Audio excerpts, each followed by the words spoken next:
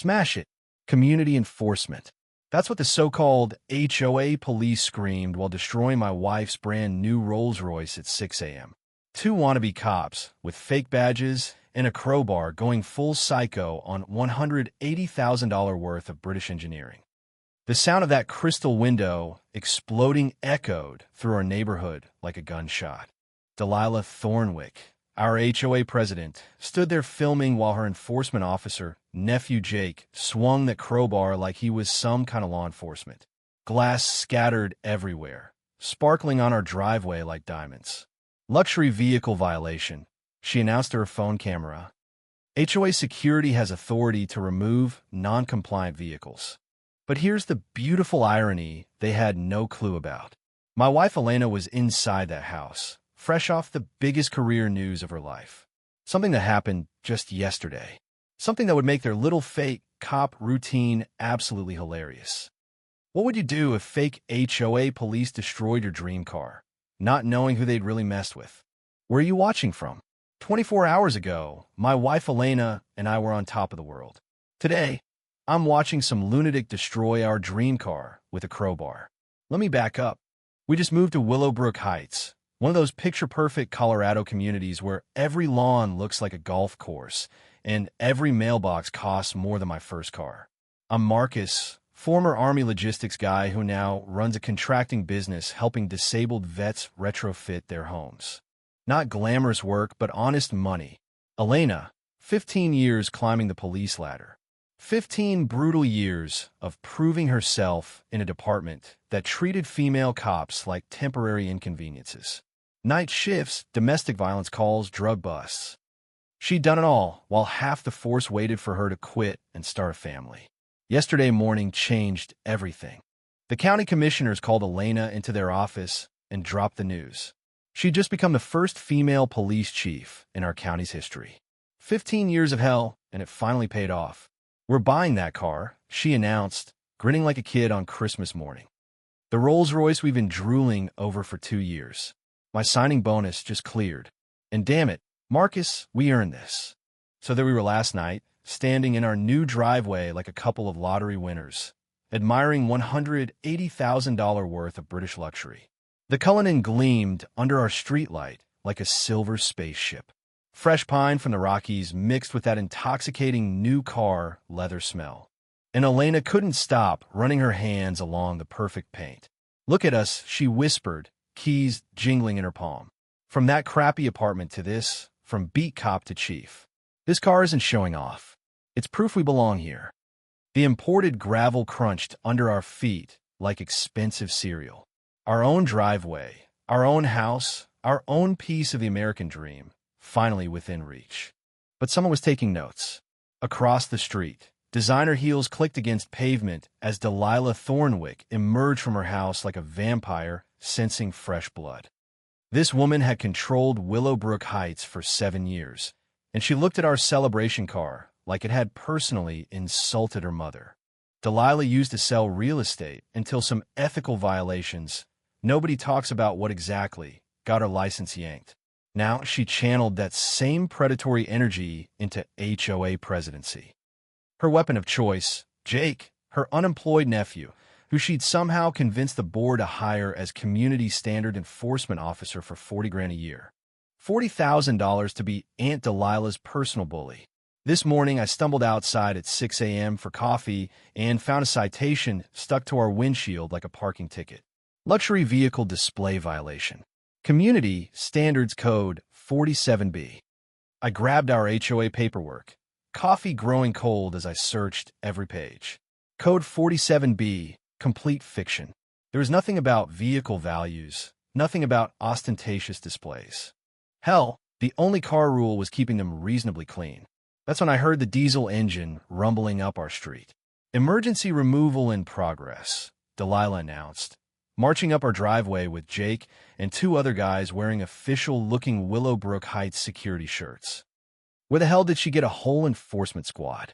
Jake approached our rolls like he was defusing a bomb, clearly having never seen tow chains outside of YouTube videos. The smell of diesel mixed with morning dew while Delilah screamed instruction from her phone's Google search. Ma'am, This is private property, I said, trying to keep things civil. Community safety supersedes property rights, she snapped. This vehicle represents a clear violation of neighborhood standards. Elena was inside, putting the finishing touches on her dress uniform for the 8 a.m. ceremony. The biggest day of her career, and this psycho was having a meltdown over our car. When Jake couldn't get the locked vehicle loaded, Delilah's face went nuclear red. Break the window. Emergency access protocol. That crowbar appeared like magic.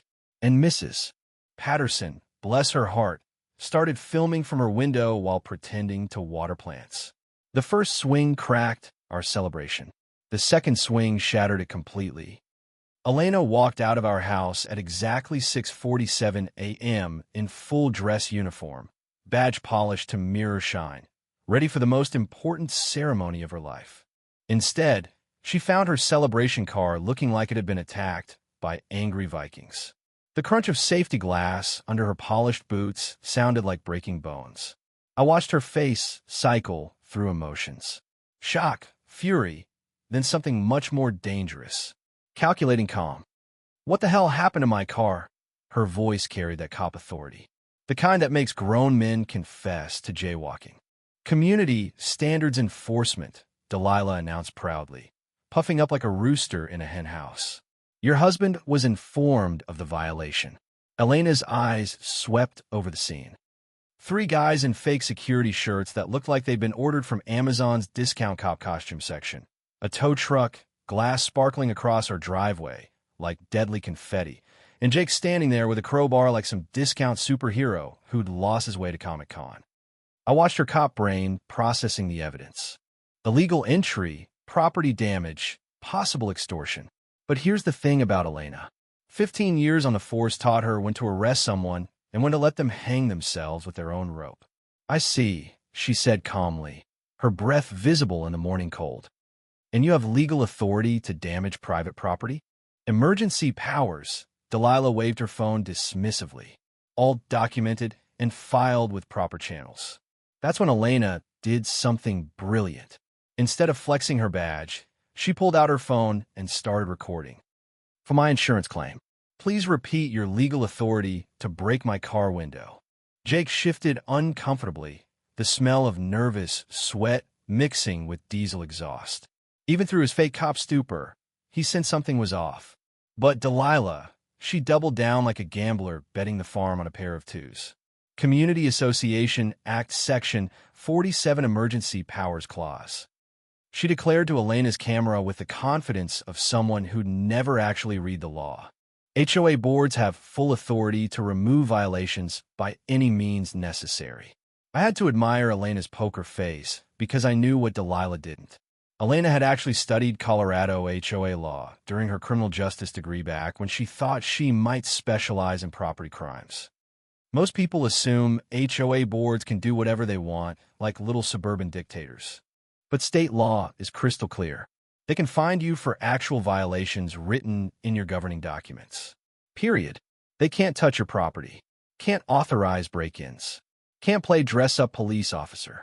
Interesting interpretation, Elena said, still recording, her voice steady as granite. And the citation mentions Code 47B. Absolutely. Delilah was practically pining now, convinced she was schooling the new neighbor on community rules. I wrote that code myself to protect property values. There it was. She just confessed to making up rules that don't exist. Elena's eyebrow twitched almost imperceptibly. The only sign she was fighting not to smile. I'll make sure to include all of this in my report, Elena said thoughtfully. What report? Delilah's confidence cracked like ice on a warming pond. Insurance requires a police report for vandalism claims over $2,000. Elena's smile was pure winter. I'll file it this afternoon. That's when our first mini twist hit like a slap across the face. Jake, apparently possessing just enough brain cells to sense incoming disaster, tried to backpedal. Maybe we moved too fast, and Delilah. Maybe we should talk to the lawyers first. Shut your mouth, Delilah snapped, whirling on him like a rabid chihuahua. Don't show weakness to these people. These people. The words hung in the morning air like toxic smoke. Elena and I exchanged glances. There it was, the real Delilah. The one who saw us as outsiders who needed to be put in our place before we got ideas above our station. But Elena wasn't done setting her trap.